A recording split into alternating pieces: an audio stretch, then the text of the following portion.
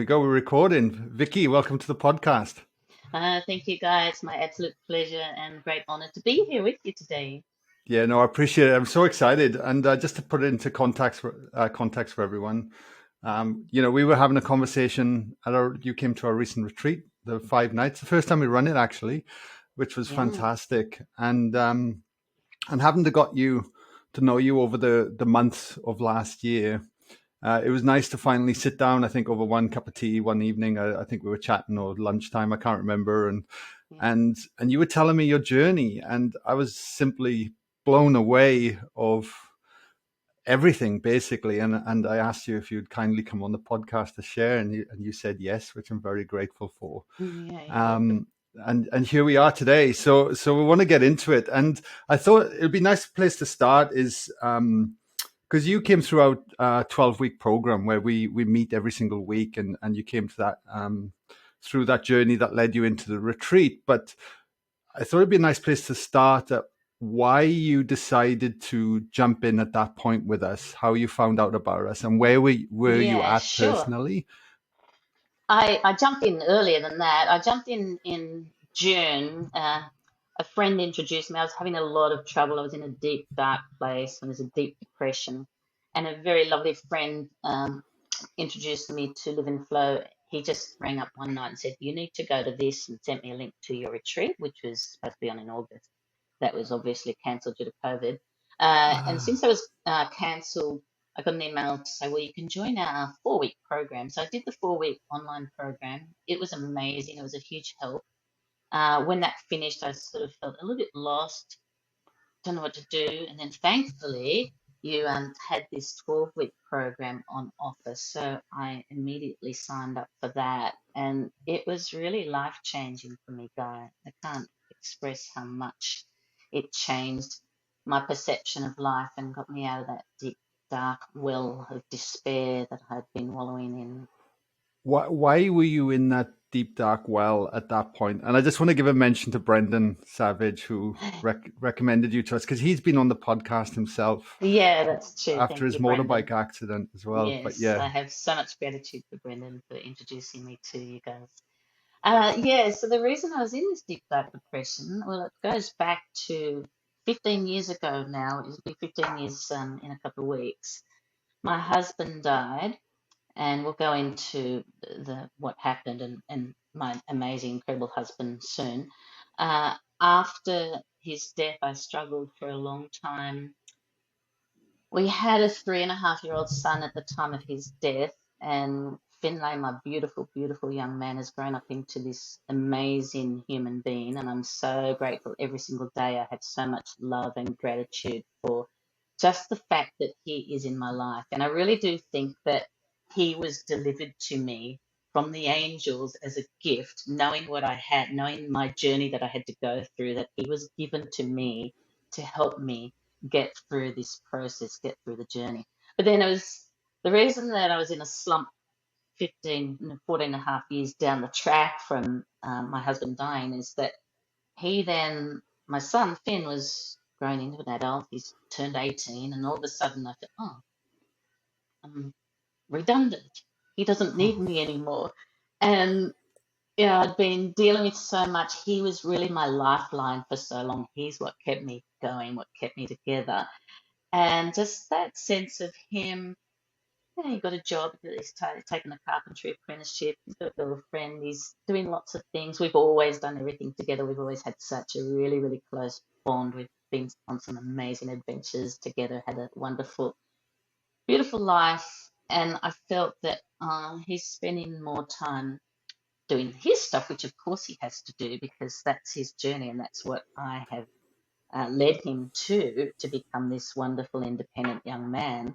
And I'm so proud of him. I'm proud of myself too because that was my major achievement, I think. And but then I was feeling, I don't know, it just put me in this really dark, deep place of despair. And then Brendan said, you need to do this, you need to join this Living Flow and go to the retreat. So yeah, and then that's my journey. And I guess should we start from 15 years ago then now? 100%, yeah. Yeah, Because your husband was an adventurer, and yeah, and and funnily enough, I'd heard the story. I'd watched the documentary even before meeting you many years ago, Yeah. which was blown away by the whole Yeah. experience. So yeah, please start 15 years ago. Yeah, And sure. My husband was an incredible man. I feel so deeply privileged, and every day I'm full of gratitude for just having him in my life. And I still strongly believe that he is in my life, and we'll delve into that a little later on. But um, he was an adventurer, and life was pretty exciting with him because every day was an adventure. And he was the true essence of living in the now. He was incredible that he just lived in the moment. But he'd done many things, done many mountaineering adventures. He'd had an accident climbing down in Bungonia Gorge, down past Goulburn, one day and smashed his knee and thought, oh, maybe that's the end of my climbing career. We did one more expedition to Pakistan after that knee injury, but then I introduced him to kayaking, and his mother at the time was really grateful to me, thinking, oh, kayaking's so much more safe and secure than mountaineering. There's much less risk involved. Little did she know. So then Andrew, being a true adventurer and just really taking things to the limit and just really exploring the limits of his personal being and just stretching what is his mind and his body and his essence capable of. So he started out, we just paddle up the coast and do various trips to Tasmania, Kangaroo Island, different things, paddled in Patagonia, just done a lot of fun trips that were coastal trips. But he thought, oh no, yeah, everyone can paddle around the coast. What about doing longer distance paddles? So he first went across Bass Strait. A lot of kayakers do the eastern route of Bass Strait. That's a common thing to do. He then tackled the western route of Bass Strait. There's a couple of big crossings, an 80-kilometre crossing and a 100-kilometre crossing on that western route. wow. And they thought, okay, well, that was pretty good, easy enough. No one's ever gone straight across the middle of Bass Strait in a kayak. So he then was the first person to paddle across uh, the Bass Strait. It took him, I can't remember, 36 hours or something, I think. So, he was paddling all day and all night. Had some really amazing hallucinogenic sort of things happening on that trip. Better than an Wow. ayahuasca journey, I think.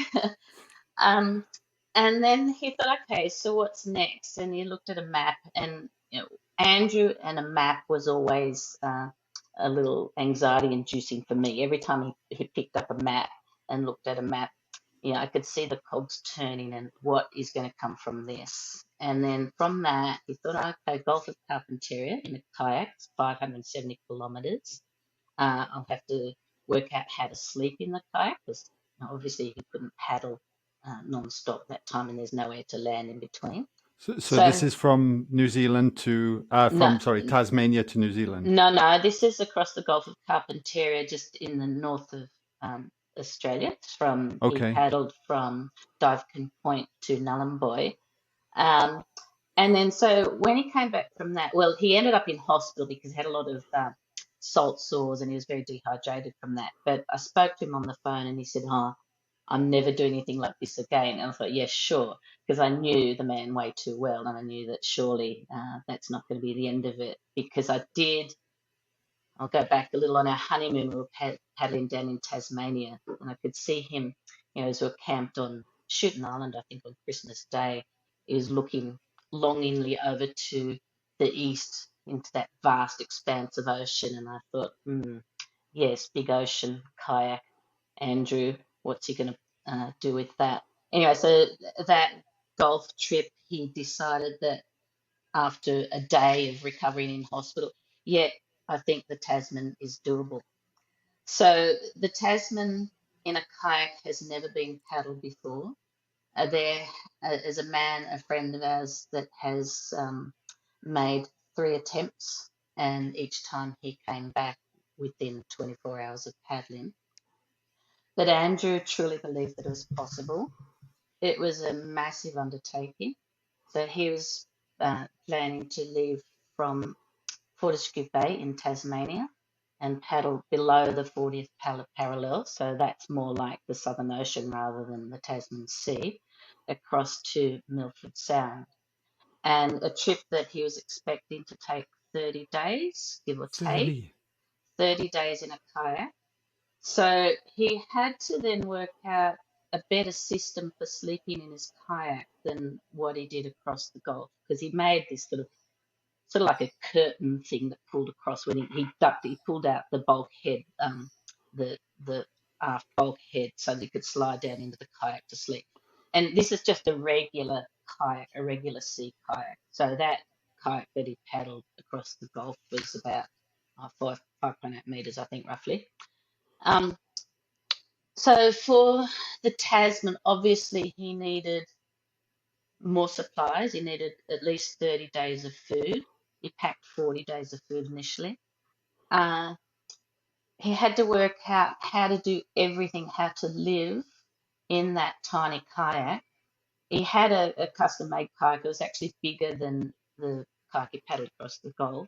Paul Hewitson from Mirage Kayaks very generously and with a lot of angst, I must say, a lot of thought involved in whether he should actually do this, the responsibility of building a kayak for this potentially dangerous journey.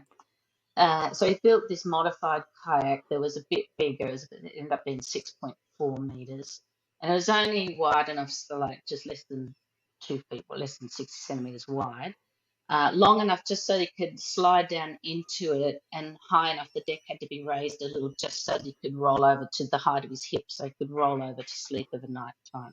So he's confined in this little thing. He's sort of got his arms crossed like this because there's not any room to lift his arms overhead, sort of like a mummy or in a coffin. I don't like to say that, but it's just an image that comes to Hmm. mind. Very, very claustrophobic. I had to work out a way to keep out the ocean. Obviously, in that 30-day journey, the weather was going to be a massive, massive factor because you're looking at the Southern Ocean and you can get extremes of weather patterns. And he did endure a couple of force 10 storms, which is incredible, massive, massive seas. Whoa. Unbelievable that he could survive in this little kayak. In this, yachts had been wrecked and Ha- sunk in that sort of those how would a conditions. kayak survive in force 10? I mean, that's massive swell, massive winds. It's massive, massive, massive, and my heart, my heart flutters just at the thought of it. Just my heart starts to constrict just at the thought of it. It's so anxiety inducing. But I guess the fact that the kayak's so small gives it a bit more leeway. So what he had, he constructed and he devised this setup himself. He was very ingenious, my husband, not only incredibly physically talented as far as doing these extreme adventures, but really creative and very just technically minded. So he could devise this setup where he made this sort of pod thing that sat on the back hatch, had a couple of steel pivot arms, and he'd reach back at the end of the day and pull it over his head, slide down into the kayak, pull it over the head. It had clamps on it. It was all waterproofed. It had a ventilation hatch on it so it could breathe in it. And that was his little like bubble of life, if you like. Um, so the kayak itself was small. The bubble was sitting, I don't know, maybe 60 centimeters, probably not that high off above the deck of the kayak. But still, in the storms, he would have been rolled many, many times, but it was Hmm. self-righting, and he just would have been lying in there with his arms crossed and just going with locked in, clamped into this little shell, and just riding out the storms. And the kayak's just been tossed and buffeted around. And yeah, obviously on those days he didn't paddle, he just tucked himself in tight. He did paddle in some pretty wild conditions, and he did report a couple of capsizes, which was pretty terrifying to think that you'd capsize in big seas. But he survived through all that.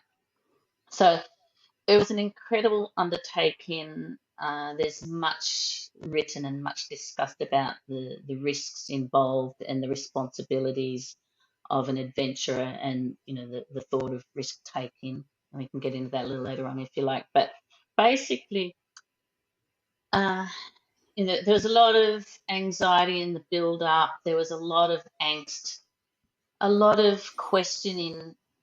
Is this actually possible? Can it actually physically be done?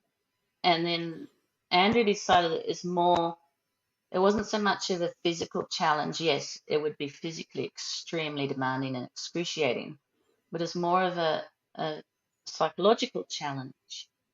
So really, it's just all in the mind, whether you can sustain that paddling day after day with very little sleep, because you can imagine locked into this little kayak, like a little coffin, and being tossed around in the middle of the ocean. Mm. You wouldn't really get much sleep. And he's got to do everything. He's got to sleep, he's got to do his ablutions, he's got to just eat, he's got to desalinate water. He had a manual desalinator that took half an hour to pump 1 litre of fresh water. So I can imagine that he'd been paddling all day, and then he's got to pump his water to desalinate it for drinking and eating, for cooking his food and everything. So a lot of extra calories expended and effort expended just in that act alone of desalinating water. So such a huge, huge undertaking. As far as when you consider the risks of all the mountaineering uh, expeditions he's done, and then this far exceeds the risks and the danger. I think it's so out there. You're at the mercy of the sea, you're at the mercy of the weather, at the mercy of those incredible rough conditions. Having said that, he did report, and luckily some of the footage was salvaged, that have some amazing footage of him just interacting with incredible sea life, and reporting that whales were swimming right next to him, and he could hear them when he was in bed at night, tucked in the kayak. He could hear the sound of the whales. He saw these Mm. massive, massive sharks just do somersaults in front of him. He was just purely immersed in the sea and all the wildlife and just in the Wow. elements. Such an incredible experience, something that you know you could never even imagine the experience that he went through. So the highs and lows of that journey would have been just so incredible, unimaginable. Anyway, so the, there was a lot of skepticism initially as to whether it could be done. People thought, well, it's not really possible, but it's Andrew McAuley, and if anyone can do it, Andrew can do it. As he was developing quite a reputation in the adventuring world, and he'd won the Australian Geographic Adventure of the Year award. He'd won several geographic awards. Uh, yeah, so as he was approaching the coast, we'd gone through these horrific sort of 3 weeks, probably such high tension and drama, and his daily reports indicating huge weather storms and capsizing and all these amazing things that were happening. Uh, by about the third week, is 3/4 of the way there, the energy and the excitement was palpable. I was being flooded every day with emails of encouragement and congratulations, because thinking, he's nearly there, he's nearly there. And then he was always really worried about the approach to the New Zealand coast, because the topography as you approach that west coast of New Zealand is such that there's lots of troughs, and um, it creates very unstable sea conditions, and so you've got a lot to contend with the tides and the waves. And he was really uncertain and unsure, and there wasn't a lot of information about the conditions that he might meet approaching the New Zealand coast. Anyway, things were going well. Finn and I went over to New Zealand. And it was interesting as we were flying, 40,000 feet above the Tasman, looking down. Oh, it looks very benign down there. Uh, and little did I know that the seas were very, very rough that day that we flew overhead. But we arrived in Queenstown and set up base camp there, awaiting his arrival. And the plan was that we'd head down to Milford Sound a day or two before his arrival. Just, we'd wait and see what his schedule was looking like, how his progress was going. There's no internet or no phone reception down at Milford Sound, so we'd go there at the last minute. And Paul from Mirage Kayaks that made the kayak, he was over there with me. I had Jen, who was filming, making the documentary. Jen Peetham, she's an incredible filmmaker. She's an award-winning filmmaker. I feel very, very honoured that she made the documentary. Uh, we were all over there following his daily reports, waiting for his reports every day. The night that we arrived in New Zealand, there was a massive storm, and his daily schedule report was late, and I was just frantic with. I was in a state of just shock and terror, just knowing that the seas were really bad. The weather consultant Jonathan Bourget, he's a French yachtsman. He was doing all the weather consulting for Andrew, and he was texting him the forecast every day. And he'd already texted that you need to be aware that this big low pressure system's coming through. And then when his report was late, I was just in a state of panic, and then everyone was ringing around. Any sign, any news? No, nothing. I rang Jonathan Bourget to discuss the weather conditions, just wanting a bit of comfort. It's not really as bad as you said, is it? And he didn't say that it wasn't as bad as it was. Uh, Anyway, eventually the report came through about midnight. It was I can't tell you the anxiety that night. And then I was just overwhelmed with relief. And he said, all okay, he'll send his coordinates in the morning. Because obviously he had a pretty rough night and he wasn't in any condition to and he had a GPS tracking system. Unfortunately, that carked it about day 4, which is Oh wow. yeah, and we had issues with maritime safety saying, no, you've got to tell him to come back. And there were a lot of issues with that. Anyway, we overcame those, but basically we just ignored them. Uh, anyway, so we thought, okay, he got through that massive storm, all's okay. He said a little damage to Casper, broke a pivot arm on the hood, the bubble, but he said that that was going to be okay. So then we moved down to Tiana, which was closer to Milford, resituated there, and he said the sat phone, his last remaining sat phone, he had 3 sat phones, 2 of them had carked it. He had one left, and it was running low on batteries, and he didn't think he could recharge the batteries. So we may not hear from him. So we decided he said he'd be in by Sunday morning, 9 a.m. sharp, which is a bit funny because Andrew was never very punctual. So for him to give a 9 a.m. sharp, a bit ironic. Anyway, so he moved down to Tiana, awaiting or, not sure whether we'd hear from him or not. And that was on Friday, the 9th of February. This is 2007. And we were all sitting in the cafe eating dinner that night, and Andrew's father and sister had come over as well. And so we had quite a little support crew there. And then everyone's phones went off.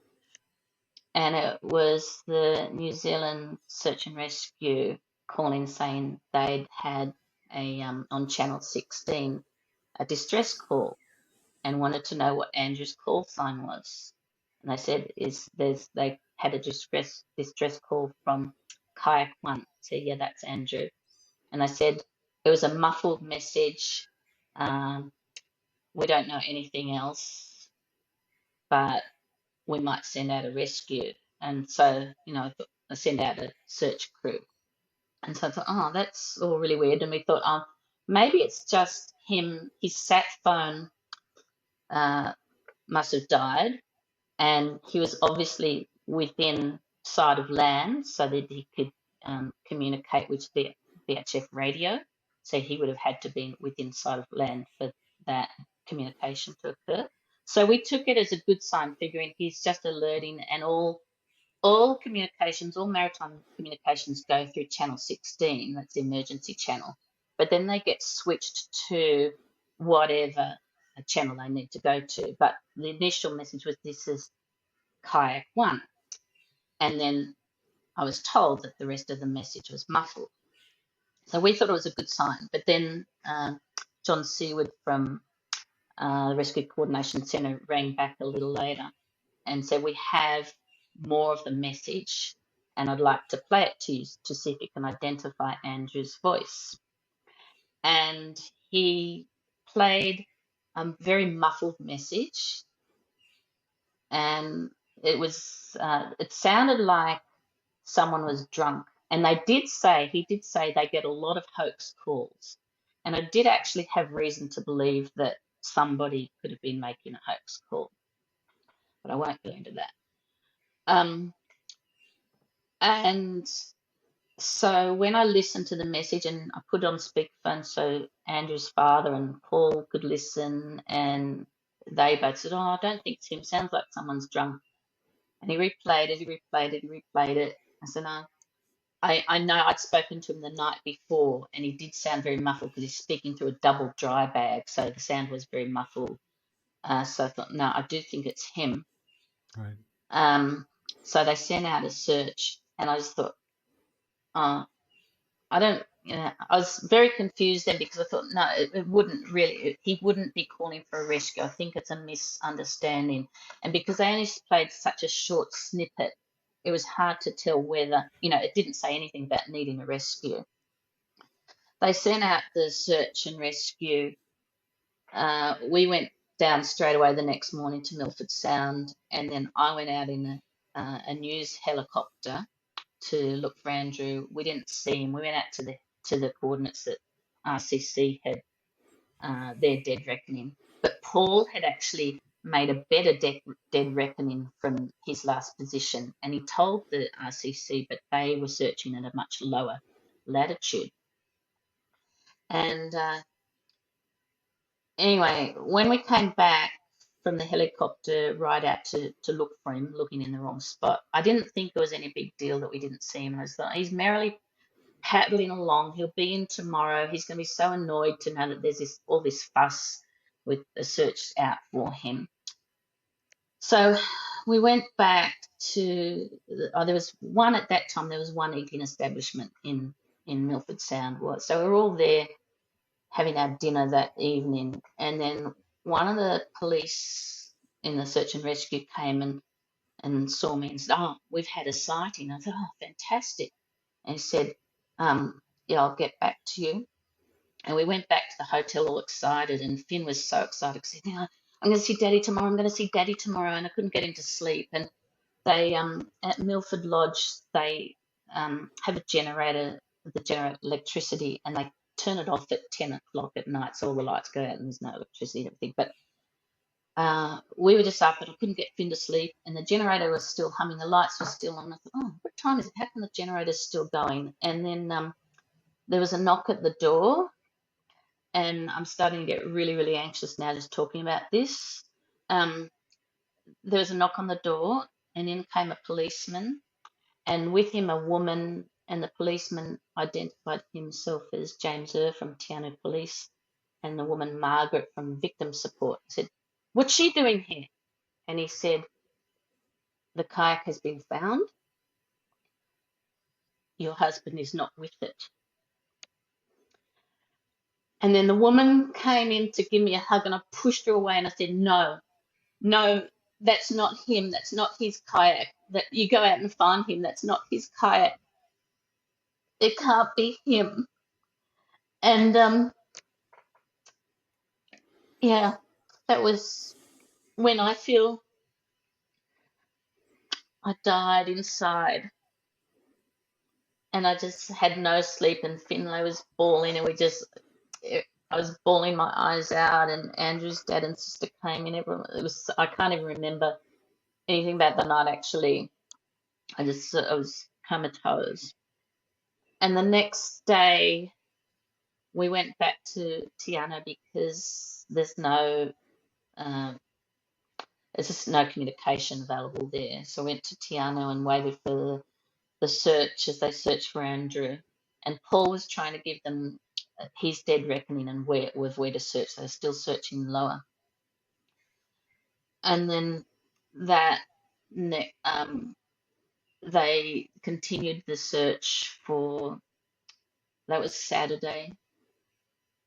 Uh, a man from the Australian High Commission got involved. He came and visited me and said he's pushing to keep the search underway. The New Zealand authorities wanted to uh, finish the search, and he um, argued for to keep searching. So they searched for another day. On the Monday night, uh, they asked the family to gather around, and then Todd Hollabon, the sergeant at Tiana police station, came and said to me, "The search is over. Your husband has not been found." And that was when I truly died. I lost my husband, but I felt that I died as well. And my heart just shriveled up, and I just collapsed. And I know nothing of the days following that. Thank you for sharing, Vicky. I really appreciate it. And no, it's been obviously a challenging time, like you said, and you were in that place. You know, from you sharing that story, we can all connect instantly now. Like your son being 18 and ready to, you know, leave the roost and step into his manhood, Mm. and you know, like you say, being left then like shit. What about me, kind of thing, you know, Yeah, and yeah, from there, it really puts everything into context what you've just shared, and you know, going back over these things, yeah, and reflecting can certainly be challenging. You know, yeah, it's. I want to ask a couple of questions with you, if that's okay, because now knowing what your journey, because a lot of things happened after that, didn't they? You went on and created a book, I believe. yeah. Yes, the documentary was made. Well, it was interesting. Wha- That that night when the police called off the search, and the police, I must say, I love New Zealand, and I love all New Zealand people. They're so amazing. They're so gracious. They're so full of love and compassion, and the whole community there rallied around us. And I can never express my gratitude enough for all that community, and particularly the policemen who have remained in contact with, and feel that we've developed a very strong friendship.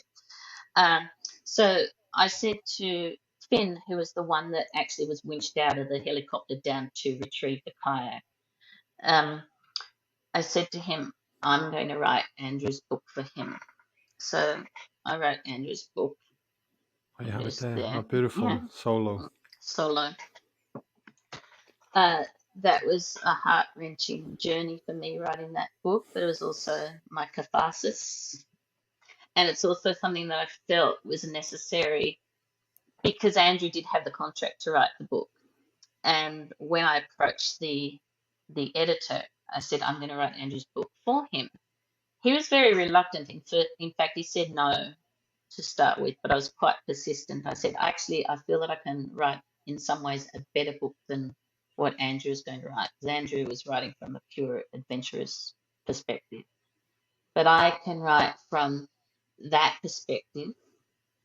And I had a lot of video footage that I transcribed into the book, and a lot Wow. of his inner thoughts. And there's a lot of delving into the you know what makes an adventurer and what mindset does an adventurer have, because clearly they don't think the same as a normal person. But I also felt that my having my perspective in the book, as the wife of the adventurer, and the perspective of the people that are left behind. The adventure, of course, is high risk, and it's always a big question: is it worth the risk? And yet, like some say, it's an interesting thing because after the documentary and after the book, I've been flooded with emails and support from all around the world, and people expressing their gratitude for the book and the documentary because it's been such an inspirational story. And then, as far as those people are concerned, yes, Andrew's journey was worth it because it provided such inspiration for so many people. It's such an inspiring story, and to to go beyond what is humanly possible. It just teaches us all a lesson.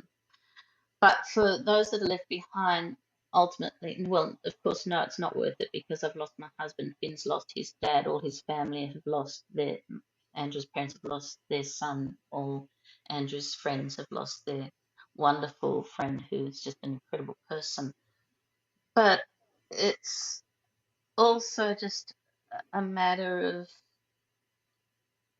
I just wanted that story to be told from Andrew's perspective and from my perspective, and the perspective of the process of grieving, because that's a really big thing. And I've also received messages of thanks from people that are not interested in the adventure side of the story, but in the process of grieving and how that's helped other people that have suffered a loss, and how just Hmm. reading about that process of how do you get through the grief.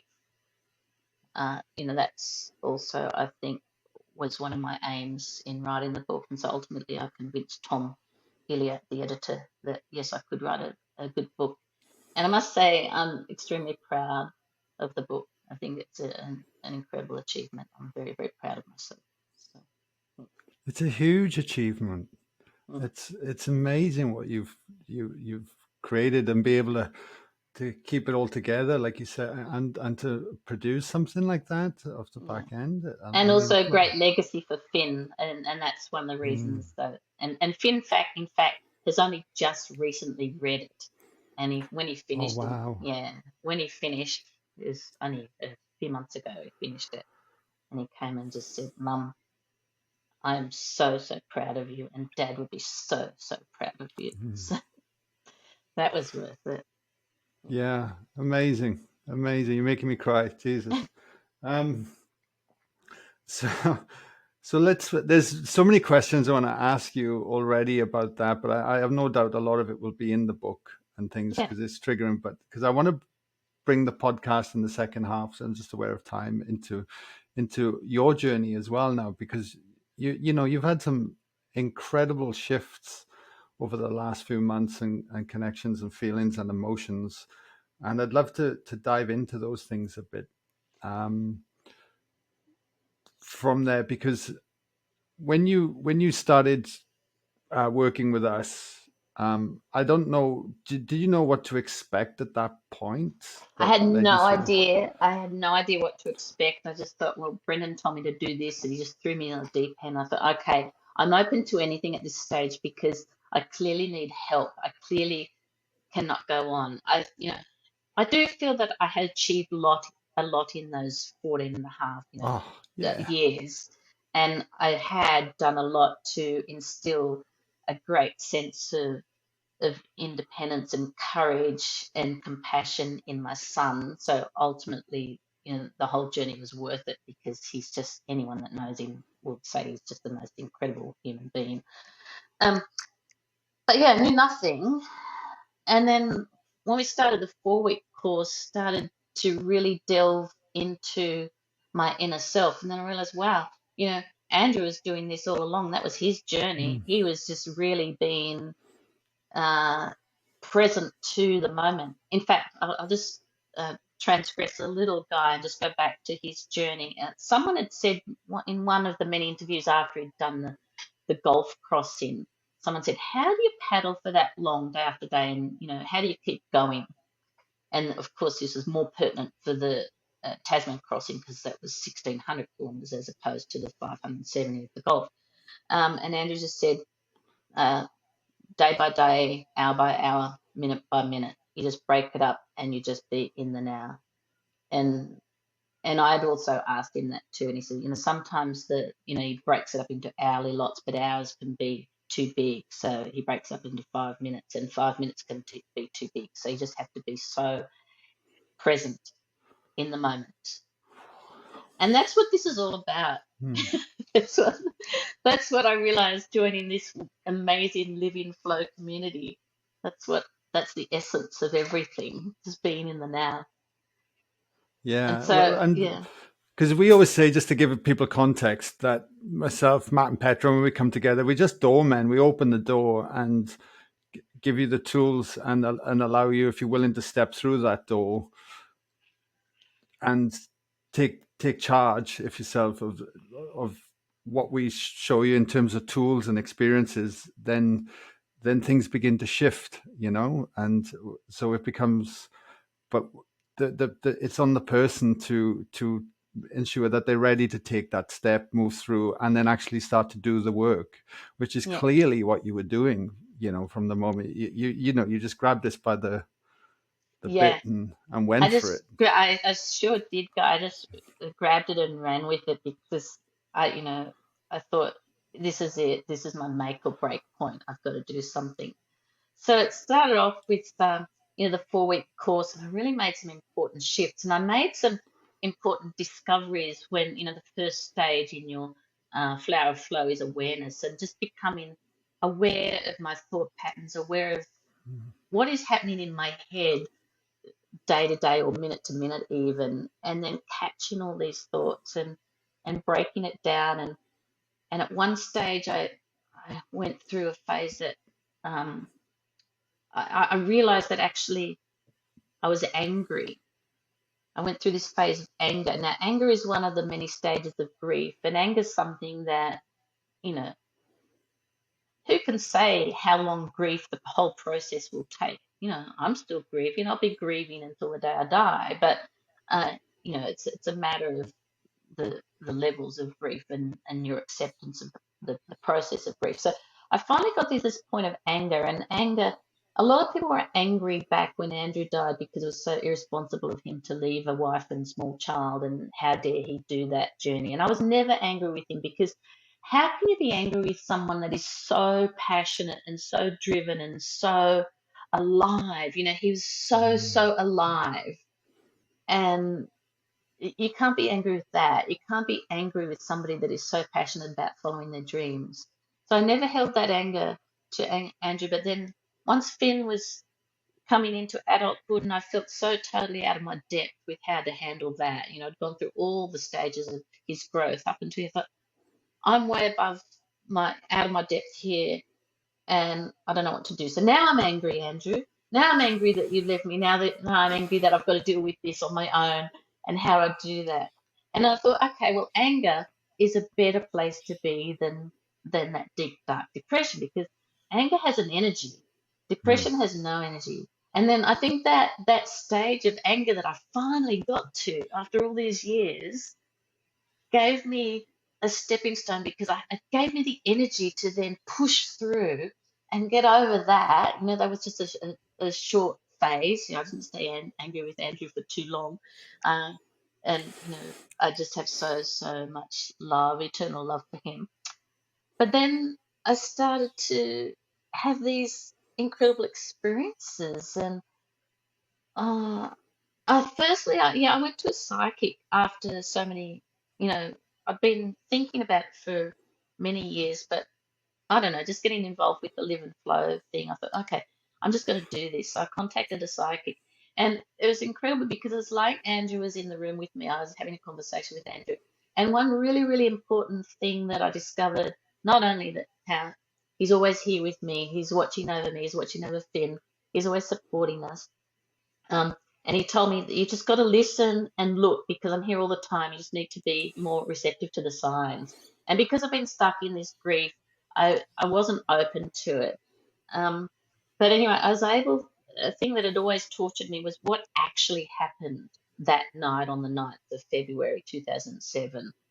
And I asked what happened, how, and then it came about that I think what happened was he actually had a heart attack. And that, in fact, gave me, because the coroner's report said, he was capsized by a big wave and he was washed from his kayak and drowned or died of hypothermia and then drowned. But through this communication with the psychic, we determined that actually, I think he's had a heart attack, which makes more sense. And for me, it gives me some relief because I'd always thought of him out there, perhaps uh, listening to the rescue helicopters, but then not seeing, and how traumatic would that have been? It's kept me awake for years and years and years, just the thought of that. And then to know that he had a heart attack, it was all very quick and sudden. That was such a huge relief for me. And I Wow. think that allowed me to open up to things. And then my heart started opening and I started becoming more receptive.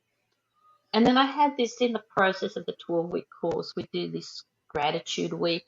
We write a gratitude journal.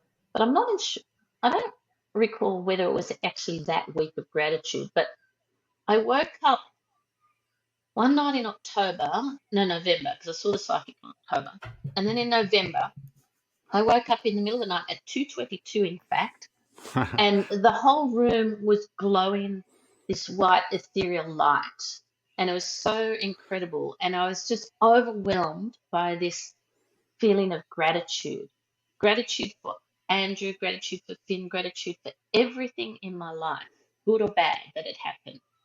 And the whole room was a light, a glow. My heart was just expanding out of my chest, so overwhelming.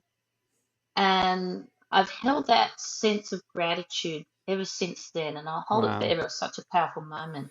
And that, I'm sure, only happened because of the work through the process of the living flow work. And then on the retreat, I had an even more profound moment.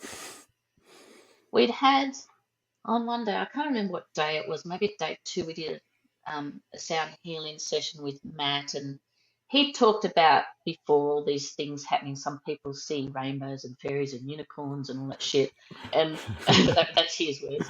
And That's his I, humor. Yeah. yeah, yeah, that's weird. And so I thought, okay, like I'm really open to this.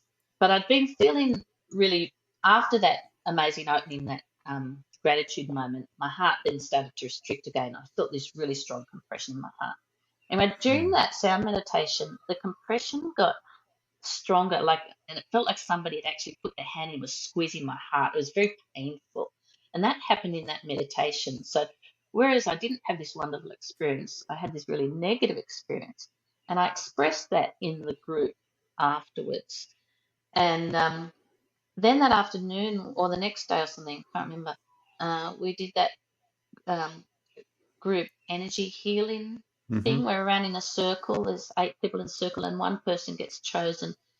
And I was so thankful and grateful to be chosen to be the receiver of the energy. So all the group is giving their energy, and I'm lying there receiving this energy. And can I describe what happened? Because it's very visual. Absolutely. Go for Okay. it. So, and it comes back to that thing that Matt was saying about fairies and unicorns and shit. And I was lying there thinking, oh, nothing much is happening. I'm starting to feel a little bit of a buzz, and I get this energy when I know Andrew's around because I can feel this palpable energy running through my hands and up through my body. And I started feeling that. I thought, okay, Ant's here with me. He's here. I couldn't really feel the energy of the group, but then it started to get stronger and stronger. And then I had this incredible sensation. I'm still really tight in the chest at this point. And then this really weird thing happened. I'm lying there, eyes are closed. A a unicorn's horn pierced my chest, came from my back, pierced my chest. It's this pearlescent, ethereal, glowing white unicorn horn. And it came out of my chest, burst my heart open, and then out came the entire unicorn. and it actually had wings, so it wasn't really a unicorn. Maybe it was a cross between a unicorn and a hybrid unicorn, Pegasus. So these beautiful white wings just expanded over my entire group, Wow. and then out beyond the group to the whole octagon, the room that we were in at the retreat. And then beyond that, and these massive wingspan, it was so vivid and powerful, and my heart was so light, and everything was glowing white. And then the unicorn, hybrid unicorn Pegasus, flew off into the distance. And then the scene was replaced by this really calm ocean, and it still had that ethereal glow and this really like glistening, silvery white glow, this ocean. And it was very smooth. And then a kayak came along, and there was barely a bow wave from the kayak, it was so smooth. And there Andrew was in the kayak. There's someone else, I think it could have been Finn, I'm not sure. I didn't see the person in front, but I could definitely see Andrew's face very vividly. And then Andrew morphed into a dolphin, and he leapt out of the kayak and did a backflip and landed in the water. And then I came and jumped in his seat in the kayak. And then as we paddled on, whoever's in the front and me paddled on into the distance, and the dolphin, i.e. Andrew, did this one more big flip and then disappeared. And then so as the kayaks just paddling on into the sunset. Then your voice in the background, your voice was very, very faint in the background, saying, okay, so the receivers now, open your eyes.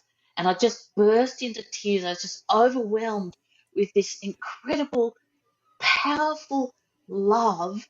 And I was so overwhelmed with love and joy, but I was bawling my eyes out and I couldn't stop. And then Judy, one of the people in my group, she'd say, let it out, just let it all go. I was bawling my eyes out. And I was sobbing, sobbing, sobbing, and I couldn't stop. And I was just wet with tears. And then I think I heard very vaguely your voice saying, okay, everyone, receivers stand up. And I thought, there's no way I can stand up. But I opened my eyes, and everyone in my group I looked up into everyone's faces, and they were all angels. I looked up into these faces of angels, and they were glowing this just beautiful, beautiful love. There was so much love emanating from the people in my group. And I just said, come down to me. So we all came down into this big group huddle on the floor, and we're just all hugging. And I was reaching out and touching their faces and caressing. Oh, I love you so much. You know, these are complete strangers. You know, I'd only known these people for 2 days, and there was so much love. It was so powerful. It was so beautiful, and it's just the most profound experience. And and my heart is just so open now. I'm so receptive to love and joy and Mm. bliss, and I'm just, it has bringing tears to me just the thought of it. And these are not tears of sadness, they're tears of joy and happiness, because I never thought that I would experience such strong emotions. It was just the most incredible thing. Wow. You know, I knew you had a hell of an experience, but I didn't know the details. That's the power of a podcast, isn't it? Thank you for sharing, Vicky. And uh, that's the power of love, right? Like oh, absolutely. it's not some nice thing to talk about. Like as human beings, it is our divine right to know that we can experience this, that we are capable of this, and we can actually support one another for the good and the better as well. You know. Exactly. And it's just that connection too, guys. It's just that sense that we are all one, we are all connected, and there's so much love out there, and we just all need to connect, and we need to be open and embrace it. Yeah, it's incredible. How have you been feeling since we're probably a month on now, nearly, Yeah, and you're well, here on the podcast. yeah, interestingly, slight cough, this is the residual COVID cough. When I got back, I had a couple of days with my beautiful sister-in-law and then my sister, and I told them my amazing experiences of the retreat up the north coast before I came home, and I contracted COVID up there. And when I came home, I was sick for a couple of days, but I had to isolate for the 7 days. I thought, oh, well, actually, this COVID is a blessing because it's giving me this opportunity now I don't have to work. I don't have to go back to work. I've just got to be here and be so present in the moment. And I can really reflect on the whole experience of the retreat and what I went through. And so I thought that was wonderful. Unfortunately, after 7 days, I sort of had a relapse and I got sicker than I did in the first place. So then I was quite sick. But I still thought, okay, well, that's supposed to happen. It's, it's meant to be that I need more time to process this thing because it's such a huge thing. The whole retreat, but that moment in particular was such a profound moment for me and such a life-changing moment that I think I needed really these last few weeks to really assimilate all that and what does it mean and what does it mean taking it forward in my life. But so I haven't gone back to work yet. I do go back to work tomorrow for the first time. But I've just, even though I've been quite sick this last week in particular, I've just been really so calm and just have this overwhelming sense of love and gratitude. I've held on to that. It's amazing. It is, isn't it? I always say, we can have events in our life that shape our life for good or bad, and but little do we know that we can actually have experience that are so divine, so incredibly powerful that it can shift something within us that for the better permanently moving Yeah, forward, and then it shifts the very lens we look on life. And the fact that what made me smile then is, like you said, you came back, you caught COVID, and you saw it as a blessing, yeah, and have purely because you're in your heart, you're open, and you see there's an opportunity there to maybe have a different perspective and come at it from a very different way. And I think that's the beauty of this work, that we all have the opportunity to shift our perspectives and come back and start living more from the heart.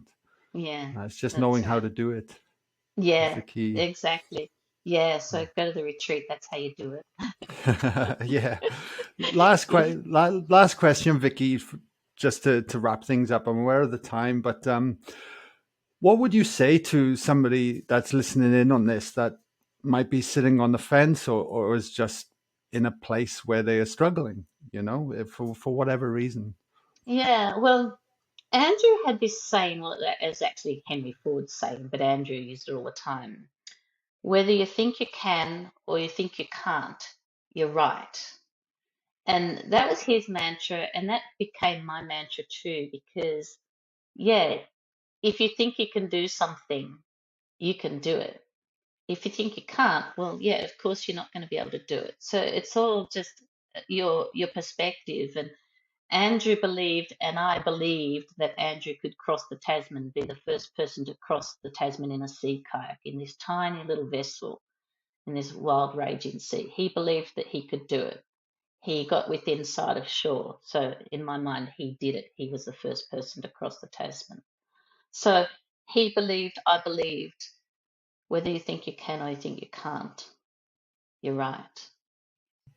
And I Yeah. also have another quote from Teddy Roosevelt that, at the retreat we had to pick a word that we are something. I am, and I chose courageous because I feel my husband was such an incredibly courageous man. And I had to dig so deeply to find my courage for these last 15 years. And I feel very strongly that I found it in that profound moment at the retreat. I found my courage then. And Theodore Roosevelt had a quote that goes something like, courage is not uh, going on when you have the strength. Oh, hang on, well, I've written it down somewhere. Courage is not having the strength to go on. It is going on when you don't have the strength. And I think that's so true because I've had to delve deep to find the courage to keep going on when I did not have the strength. Every day I had to wake up. Every day I had to get up and look after my little boy and nurture him and care for him. And I didn't have the strength to do it. So that is courage.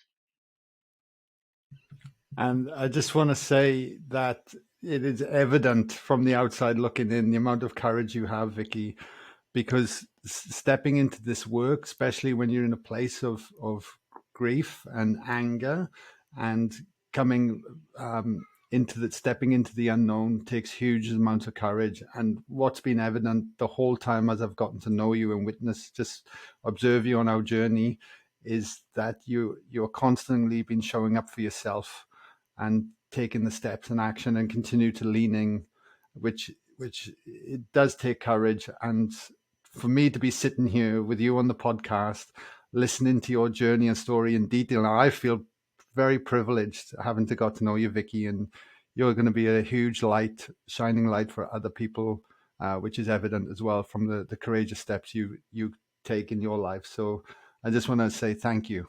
What an amazing. Yeah, it's been my great pleasure, Guy. Thank you, and thank Matt and thank Petra for all the work that you do. And it has Yeah, honestly been a lifesaver for me. that's incredible. Thank If you. people want to get your book or watch the documentary, is they're all available to? Well, the book's actually out of print at the moment, but I am going to arrange a reprint. The Pan Macmillan aren't going to reprint it, but I'm going to go through another small publishing house. So I don't even really have a website or anything at the moment. That's all a work in progress, just things that got put on hold. But they can contact me via email if anyone's interested. The documentary, I think you might be able to find it on one of the streaming channels. It's still around. It still shows sometimes on SBS. You know, they do Okay, cycles, but it's still very much at the fore. It was an award-winning documentary, so it's you should be able to Google solo. amazing. Yeah, Is it all right if I pop your email in the show notes and then people can yeah, of just reach out course. and contact you? Yeah, So yeah, everyone great. listening, if you want to contact Vicki, the email will be whether you're YouTube, Spotify, iTunes, or on my website. It'll all be there, but beneath in the show notes. Beautiful. Thank you, Vicki. Thank you so much. And And thank you, Guy. An absolute pleasure. you're welcome. Much love. Thank you.